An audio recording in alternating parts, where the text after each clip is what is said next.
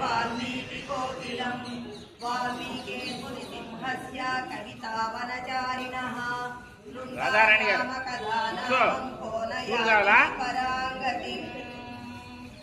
आपदामपहर्तारं दातारं सर्वसम्पदां लोकाभिरामं श्रीरामं भूयो भूयो नमाम्यहम्। आदित्यवदो ततो युद्धपरिश्रान्तं समरे चिन्तया स्थितं रावणं चाक्रतो दृष्ट्वा युद्धाय समुपस्थितं दैवतैश्च समागम्य